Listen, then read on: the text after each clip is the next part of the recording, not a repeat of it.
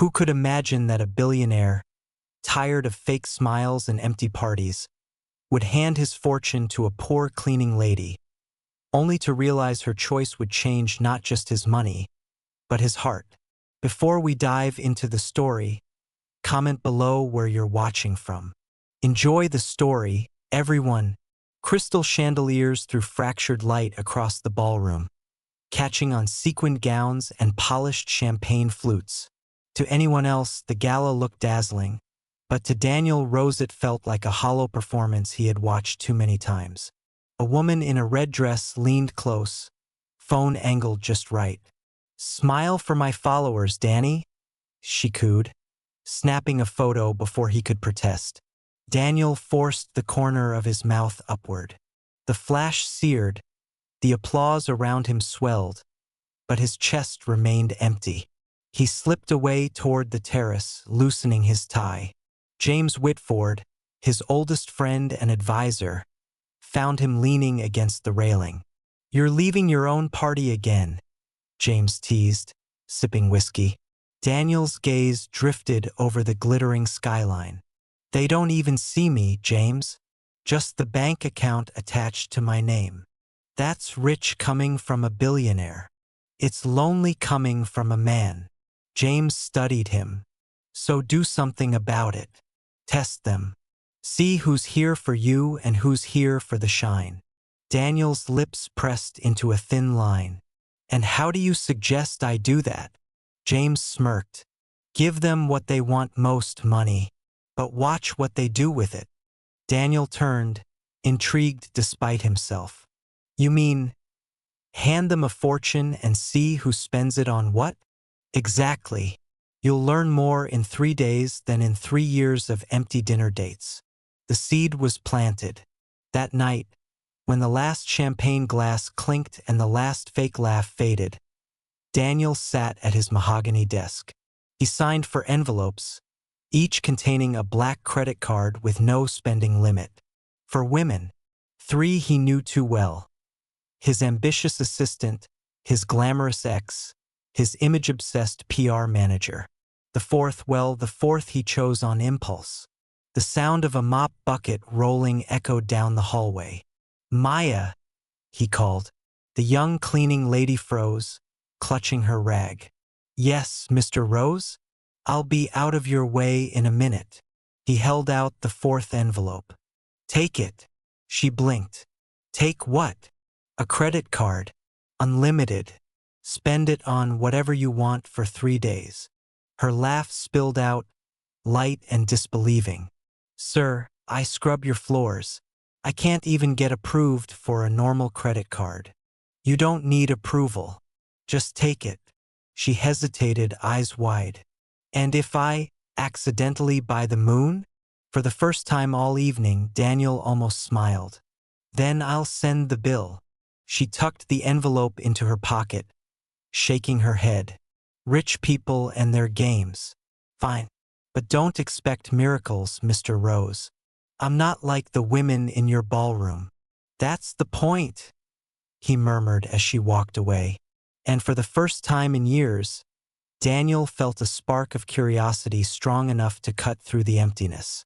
Morning sunlight filtered through the high windows of Rose Enterprises. The marble floors gleamed, polished by hands that never attended the glamorous parties upstairs. At Daniel's request, 4 women gathered in his private office, each holding an envelope sealed with his crest. His assistant, Claire, adjusted her glasses, suspicious but excited. "Mr. Rose, what exactly is this?" "Open it," Daniel said, leaning back in his chair. She slit the envelope, and her jaw dropped. This is a black card." "With no limit," Daniel confirmed. His ex-girlfriend, Vanessa, already tearing her envelope, laughed with glee. "Finally, Daniel, this is more romantic than roses. You always knew how to treat me." She twirled the card between her fingers like a prize.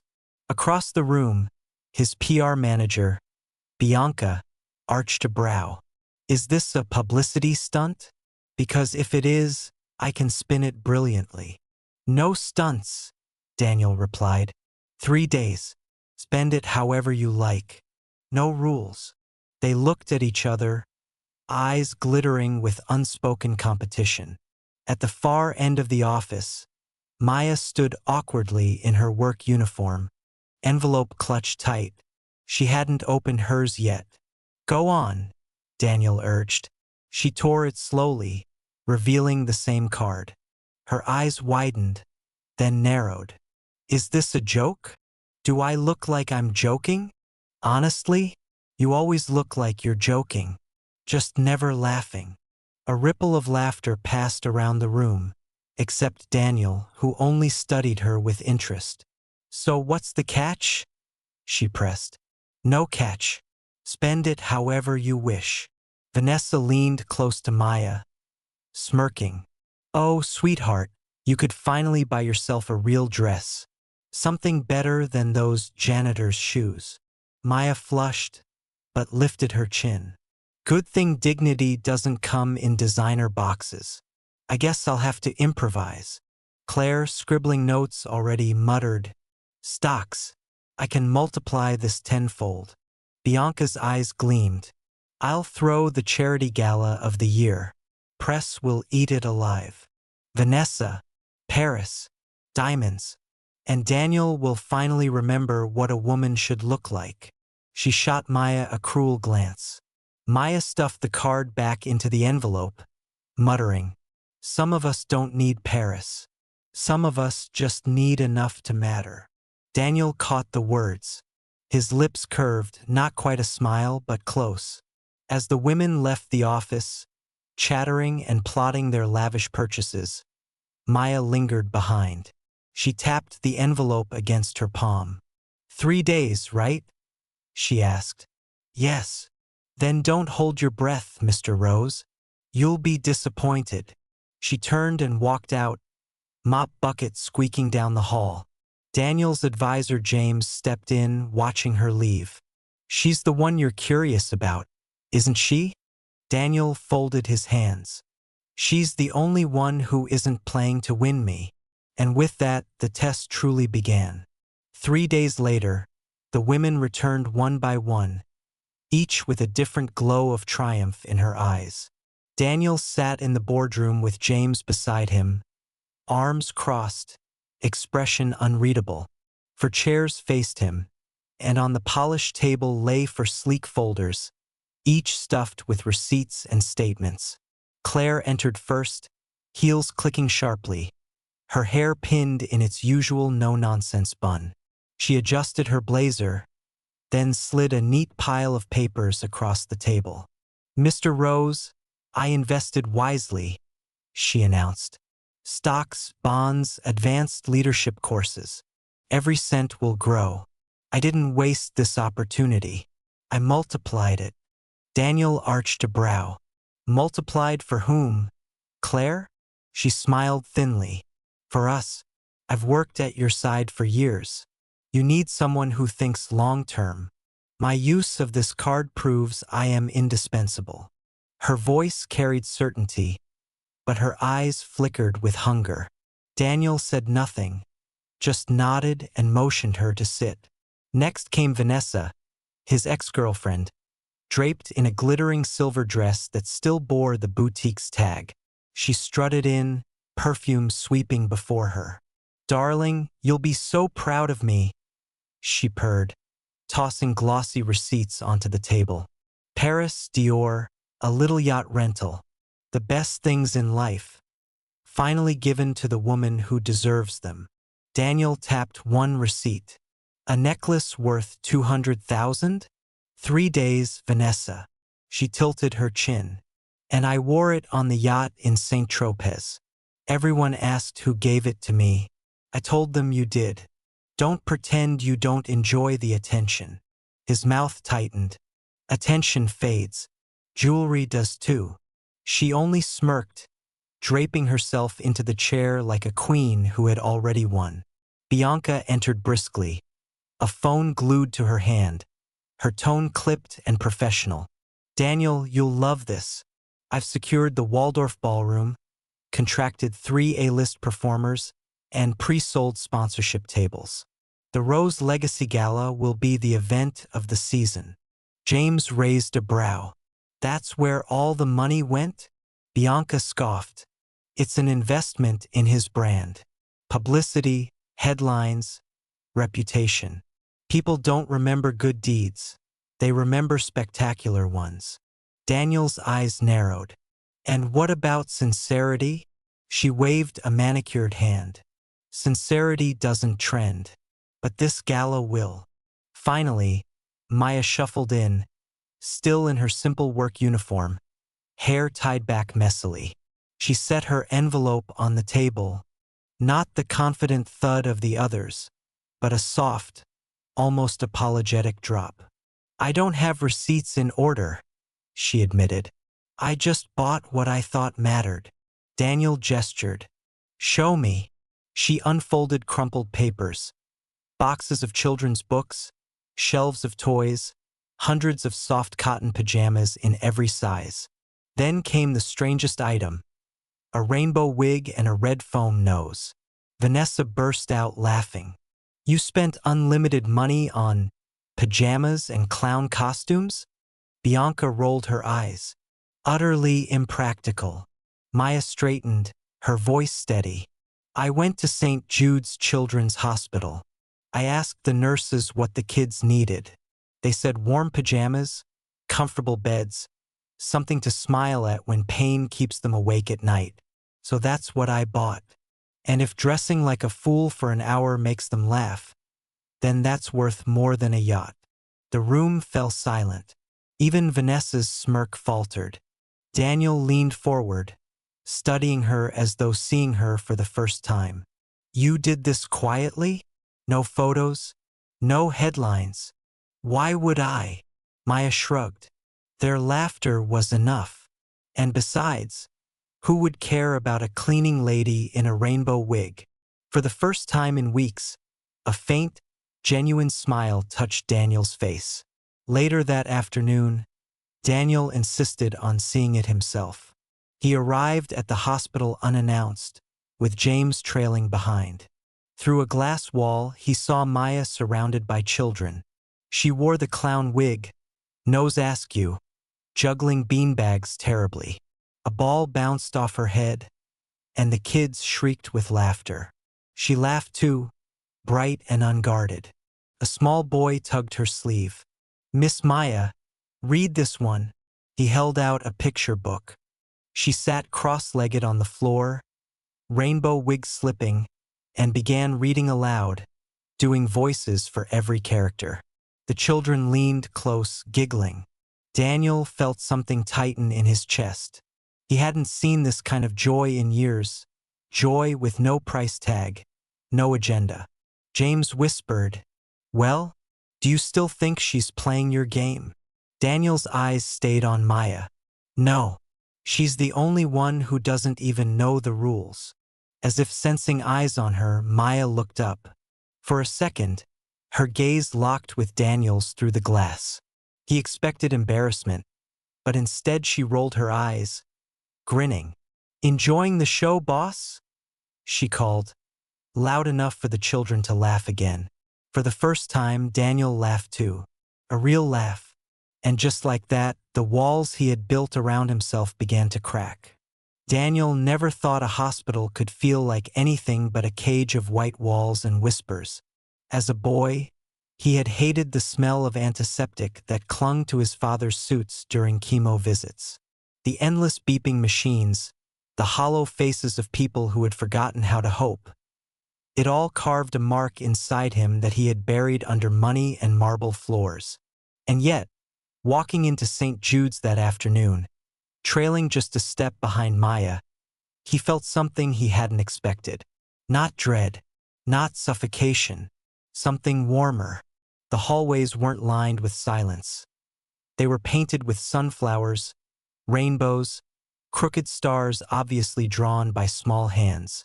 A paper cutout chain of children holding hands stretched across one wall, and at the far end of the corridor, a sound Daniel couldn't remember hearing in a hospital before. Laughter. Maya's laughter, to be exact. She wore the ridiculous rainbow wig pushed back on her head, the red foam nose dangling around her wrist like a charm bracelet. Her work shoes squeaked against the linoleum floor, and yet she walked as if she belonged here more than anyone. Children clung to her hands, tugged at her sleeves, calling her name like she was some kind of celebrity. "Miss Maya, come juggle again later," a boy in oversized pajamas shouted, juice box clutched in his hand. "If I don't trip over my own clown shoes first," she teased, bending to ruffle his hair. Daniel felt the corner of his mouth twitch upward. Watching her was like watching light spill into a place that had been starved of it. He had spent millions funding glossy hospital wings, attaching his name in silver letters above entrances, but none of that had ever made children laugh like this woman in a thrift store uniform and rainbow wig. They stopped in the cafeteria, quieter now, the fluorescent lights humming softly overhead. Maya set her wig down on the table between them, pushing a strand of hair out of her face. Her cheeks were flushed, but not from embarrassment, from the kind of joy that came from giving without asking anything in return. Daniel sat across from her, folding his hands. "Why here, Maya?" His voice came out softer than he intended. "Why spend everything on this?" She tilted her head, as if surprised he even had to ask. Then she laced her fingers together, her voice steady. "Because I know what it's like to be here." Daniel's brows drew together. "You were a nurse?" "Volunteer." Her eyes met his. "Patient." The word landed like a stone between them. "Leukemia," she said simply, without dramatics, as though she were reciting a weather report. "I was 12. I spent months in a place not unlike this. There were nights when I thought the pain would swallow me whole. And then a volunteer came by with a pair of bright pink pajamas and a stack of storybooks. Silly things, really. But when you've lost your hair, when you feel less than human, a pair of pajamas can make you feel like you're still a kid. Like you're more than tubes and medicine." Her lips curved, bittersweet. "I swore to myself that if I ever had the chance, I'd be that person for someone else. Maybe I can't cure anyone, but I can give them comfort, laughter, a reason to believe in tomorrow." Daniel sat frozen, the edges of his carefully constructed world tilting. He had spent years buying loyalty, throwing checks at causes, but he had never asked what it felt like on the other side of the ledger. He had never cared to, until now. "And you chose to do it quietly," he murmured. She lifted a shoulder. "Why wouldn't I? It's not about me. Their smiles are enough."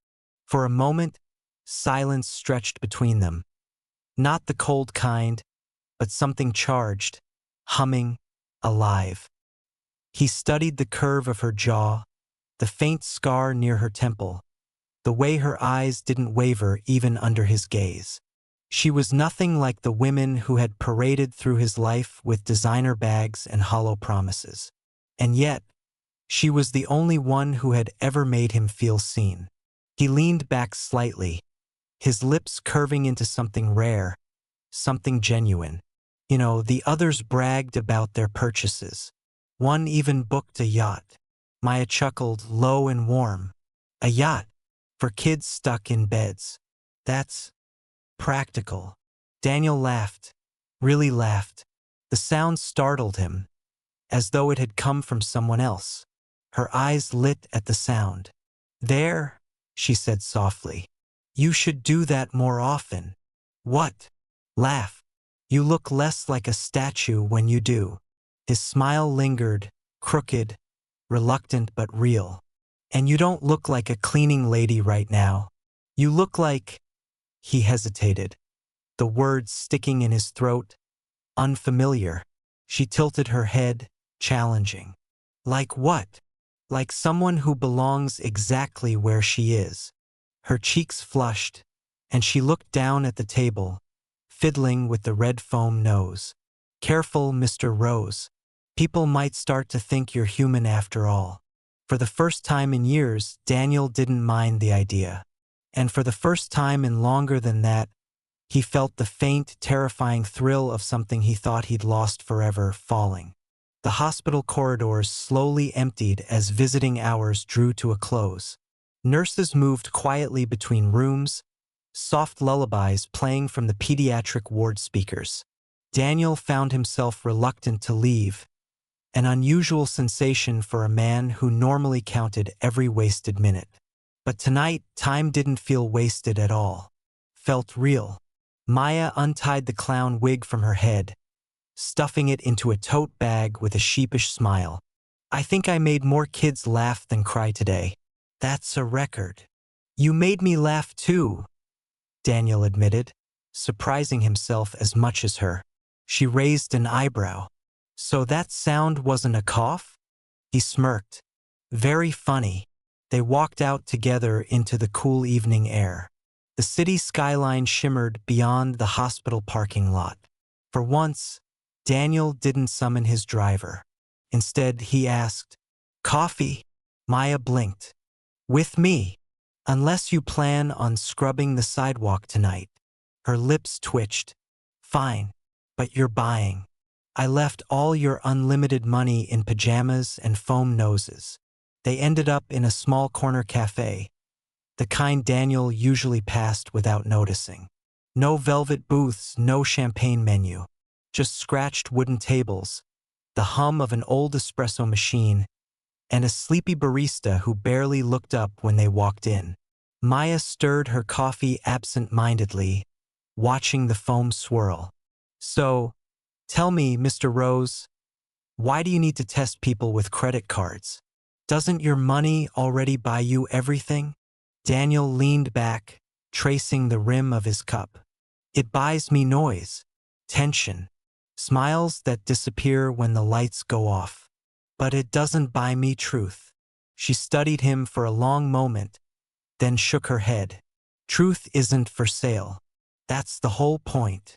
And yet here you are," he countered. "You could have taken that card, bought yourself a new life. Why didn't you?" Maya let out a quiet laugh, one that didn't reach her eyes.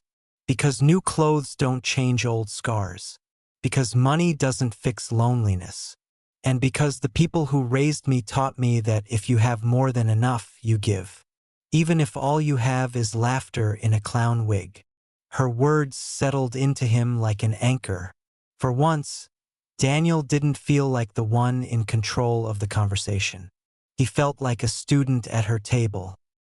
He studied her face, the strands of hair falling loose around her cheek, the determination etched into her jawline, the way her eyes softened when she spoke of others. She was not dazzling like Vanessa, not sharp like Bianca, not ambitious like Claire. She was something rarer, unshakably sincere. "You're not like anyone I know," he murmured. Maya snorted. "Good. The world doesn't need more people like the ones you surround yourself with." "And what does the world need?" She hesitated, then said softly, "More people who stop counting what they can take and start counting what they can give." The silence that followed wasn't empty. It pulsed with something new, something dangerous. Daniel felt it in the quickening of his pulse, in the way his gaze lingered too long on her lips. He cleared his throat, forcing his eyes away. "You're wasted as a cleaning lady," he said abruptly. Her eyes narrowed. "That's not a compliment. It's an observation. You deserve more. Opportunities. A future that isn't limited by mops and rags." She leaned forward, her voice firm. "I don't need saving, Mr. Rose. I just need respect." That hit him harder than he expected. He opened his mouth, then closed it again, realizing she had just dismantled one of the quiet assumptions he had always carried, that his money was the only solution anyone ever wanted. They left the cafe together, the night air crisp, stars barely visible beyond the city haze. Their steps fell into rhythm on the sidewalk. "Do you ever get tired of it?" she asked suddenly. "Of what?" Being Daniel Rose, the billionaire, the headline, the wallet everyone stares at before they look at you. He hesitated. Every day. Maya was quiet for a moment, then gave him a sideways glance. Then tonight you're just Daniel, a guy who laughed at a bad juggling act.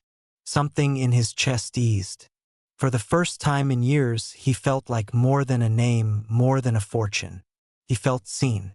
As they reached the corner where their paths split, he found himself reluctant to say goodbye. He cleared his throat, his voice lower than before. Maya, thank you. She tilted her head. For what? For reminding me that not everything worth having can be bought. Her smile was small but real. You're welcome, Daniel. Not Mr. Rose, just Daniel. And as she disappeared down the quiet street, he realized he wanted to hear his name on her lips again and again. The boardroom was buzzing, though no meeting had been called. Claire, Vanessa, and Bianca had gathered like vultures circling prey, their manicured fingers drumming on the polished table. On the large screen at the end of the room, images flickered, paparazzi shots, grainy but damning. Maya leaving the hospital in her uniform, tote bag slung over her shoulder. Maya walking beside Daniel into the small cafe. Maya laughing, head tilted back, her hand resting on a chipped mug. Vanessa leaned back in her chair with a venomous smile. Well, seems the mighty Daniel Rose has a new hobby. Slumming it with the help. Bianca tapped the screen. You realize what this looks like? To the board. To investors. A billionaire CEO fraternizing with a cleaning lady? It reeks of scandal. Headlines write themselves. Claire's voice was sharper. She's manipulating him. Think about it. She spends his card on sob stories at a hospital, and now suddenly she's his favorite. Convenient, isn't it? Daniel stepped into the room mid-sentence. His expression was stone. Careful. The women turned, momentarily startled, but Vanessa quickly recovered, draping her voice in sugar. Danny, darling, we're only worried about you. She's not one of us. She doesn't belong in your world. His jaw tightened. Maybe that's the point. For the first time, uncertainty flickered across their faces. Daniel strode to the table, plucking the remote from Bianca's hand. The screen went dark. Maya hasn't asked me for anything. Not a penny. Not a promise. That's more than I can say for the three of you. Claire flushed. Mr. Rose. But Daniel cut her off. Enough. Leave her name out of your mouths. He left the room before they could reply, but their whispers followed him like shadows. That evening, Maya returned to her small apartment. A thin envelope was wedged under her door. No name, no return address. Just a letter inside. You think he cares about you? You're a game to him. A test subject. You'll never be more than a cleaning lady he wanted to humiliate. Her hands trembled as she read. The words blurred, but the meaning cut deep. A cruel echo of every fear she had tried to bury. She remembered the night he had called her name in the corridor, the way he had pressed the envelope into her hands. A test. Always a test. By the time Daniel called her phone, she couldn't bring herself to answer. The next morning, she didn't show up at Rose Enterprises, or the hospital, or the cafe where he had hoped to find her again. Daniel sat in his office, staring at her empty cleaning cart parked in the corner like an abandoned shell. For the first time in years, numbers on his screen blurred. Contracts lay unsigned.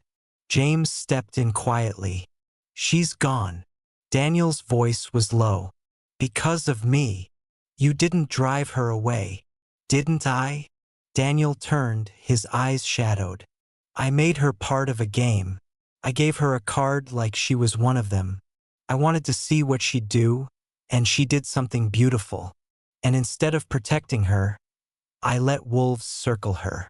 I failed her. James was silent for a long moment. Then he said quietly, "So fix it." Daniel exhaled, sharp and ragged. "This isn't about money anymore." "No," James agreed. "It's about love. And for the first time, I think you know it." Daniel closed his eyes. He saw Maya's face in the hospital light, the way her eyes softened when she read stories to the children, the sound of her laughter in the cafe. He hadn't just admired her. He hadn't just respected her. Somewhere between the wig and the coffee cup, he had fallen hard, irrevocably, terrifyingly in love. And now he had to prove it. The ballroom glittered again, just as it had the night of the test. Chandeliers spilled golden light, cameras flashed, and reporters swarmed like bees around a hive. Bianca's Rose Legacy Gala had gone ahead, though Daniel barely recognized his own name in the spectacle she had built. But tonight, he wasn't here to endorse vanity. Tonight, he was here for something far more dangerous than any business deal: truth. He stepped onto the stage, tuxedo immaculate, expression calm but burning beneath the surface. The crowd hushed, waiting for the usual polished speech. Instead, Daniel gripped the microphone and let silence linger until it pressed heavy against every ear. "A few weeks ago," he began, voice steady, "I gave 4 women unlimited credit cards. I told myself it was an experiment, a way to see character when given limitless choice. 3 chose power, image, wealth." His gaze swept the room, catching Claire's stiff posture, Bianca's frozen smile, Vanessa's narrowed eyes. But one woman chose something different. She bought books for children, pajamas, toys. She dressed herself as a clown and juggled beanbags just to make them laugh.